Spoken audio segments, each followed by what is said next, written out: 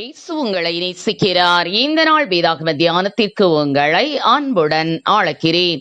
சுவிசேஷத்தை நான் பிரசங்கித்து வந்தோம். மேன்மை பாராட்ட எனக்கு இடமில்லை. அது என் மேல் விழுந்த கடமையாயிருக்கிறது. சுவிசேஷத்தை நான் பிரசங்கியாதிருந்தால் எனக்கு ஐயோ. 1 கொரிந்தியர் 9:16 அமெரிக்க ஜனாதிபதியாக இருந்த திரு ஜான் கென்னடி அவர்கள் 1960 ஆண்டு அமெரிக்க மக்களுக்கு முன்பாக நாடு உனக்கு என்ன செய்தது என்று கேட்காமல் நீ நாட்டிற்கு என்ன செய்தாய் என்று சிந்தித்து பார் என்ற சிந்தனைக்குரிய கூற்றை வைத்தார். இந்த கூற்று அன்று அமெரிக்க மக்களின் மனதில் ஒரு பெரிய மாற்றத்தை மற்றும் பெரிய விளைவை உருவாக்கியது. இங்கிலாந்து தேசத்தில் இருந்து தாமஸ் கெஜட்டன் ராக்லாண்ட் மிஷனரியாக 1846 ஆண்டு ஜனவரி மாதம் முதல் வாரத்தில் தென்னிந்தியாவிற்கு வந்தார். அவர் இங்கிலாந்தில் புகழ்பெற்ற கேம்பிரிட்ஜ் சர்வ கலாசாலையில் பட்டம் பெற்றவர். இவர் 6 மாதங்களில் தமிழ் மொழியை கற்றுக்கொண்டார். கிறிஸ்தவர் அல்லாத மக்கள் திவ்ய ஒளிக்குள் வர வேண்டும் என்பதே இவருடைய வாஞ்சையாயிருந்தது. 1878 ஆண்டு அக்டோபர் மாதம் 26 மெட்ராஸ் டைம்ஸ் என்ற பத்திரிகை மிஷனரிகள் ஊழியம் செய்த வட திருநெல்வேலி பற்றி இவ்வாறு வர்ணித்தது. வட திருநெல்வேலி பகுதியில் உள்ள கரிசல் மண் வெயில் காலத்தில் மிகவும் உலர்ந்து வறட்சியாகவும் மழை காலத்தில் சேரும் களிமண்ணுமாகவும் காணப்படும். மிஷனரிகள் இந்த பகுதிகளில் சில சமயங்களில் செல்லும் போது தங்களுடைய பாதரட்சைகளை கைகளில் ஏந்தி கொண்டு வெறும் காலோடு நடந்து செல்லுவார்கள்.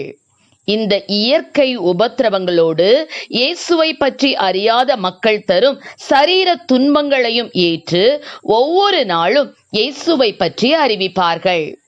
ஒரு முறை ஈஞ்சார் என்ற கிராமத்தில் பிராமணர்கள் அதிகமாய் வாழ்ந்து வந்தார்கள். 1854 ஆண்டு செப்டம்பர் மாதம் 15 நற்செய்தி அறிவிக்க ராக்லாண்ட் அங்கு சென்றார். அங்கு அவர் அடைந்த உபத்திரவத்தை இவ்வாறு குறிப்பிடுகிறார். அக்ரஹாரத்தில் நுழைந்தவுடன் அங்குள்ள பிராமணர்கள் நான் சற்றும் எதிர்பார்க்காத நேரத்தில் மண்ணையும் கற்களையும் சில நிமிடங்கள் தொடர்ந்து எரிந்து கொண்டே இருந்தார்கள். திடீரென்று ஒரு பிராமணன் தன் தடியால் என் தலையில் ஓங்கி அடித்தான். அதை தொடர்ந்து மற்றவர்களும் என்னை அடிக்க முற்பட்டார்கள். நான் அந்த இடத்தை விட்டு நகர்ந்த போது தொடர்ந்து மண்ணும் கற்களும் என் மீது வீசப்பட்டன. சரியாக நடக்க பழகாத ஒரு சிறுவன் கூட தன்னுடைய பிஞ்சு கைகளில் மண்ணை எடுத்து என் மீது எரிந்தது எனக்கு மிகுந்த வருத்தத்தை தந்தது என்று எழுதியுள்ளார். ஆம், எனக்கு அருமையானவர்களே, இயேசு கிறிஸ்துவின் சுவிசேஷமாகிய நற்செய்தி அறிவிப்பதில் எவ்வளவு உபத்திரவங்கள் ஏற்பட்டாலும் மீண்டும் மீண்டும் உபத்திரவப்பட்ட அதே இடத்திற்கு சென்று தன்னுடைய சரீர துன்பத்தை தாங்க முடியாத நிலை ஏற்படும் வரை அந்த இடத்திலேயே இருந்து நற்செய்தி அறிவித்த இவர் ஒரு கோதுமை மணியாக வட திருநெல்வேலியில் விதைக்கப்பட்டார். சிவகாசியில் அவருடைய கல்லறை இருக்கிறது. ஒப்பற்ற மனிதரான ராக்லாந்து அவர்கள் நம் தாய் திருநாட்டு மக்களின் ரட்சிப்பிற்காக செய்த பணி மகத்தானதல்லவா? நற்செய்தி பணியில் வெற்றியடைய தீட்டும் திட்டங்களில் மிகச்சிறந்த வழி இயேசு காட்டிய வழியே. அது கோதுமை மணி போல் நிலத்தில் விழுந்து சாவதே என்று ராக்லாந்து அவர்கள் குறிப்பிட்டுள்ளார்.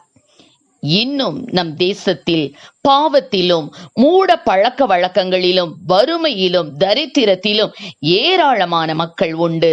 இவர்களின் ரட்சிப்பிற்காக நல்வாழ்விற்காக அர்ப்பணித்து உழைக்க வெளிநாடுகளிலிருந்து மிஷனரிகள் வர வேண்டும் என்று இன்னும் நாம் எதிர்பார்க்க வேண்டுமா? அல்லது நம்முடைய மக்களுக்காக மிஷனரிகளை நாமே அனுப்ப வேண்டுமா என்பதை நாம் சிந்தித்து பார்ப்போம்.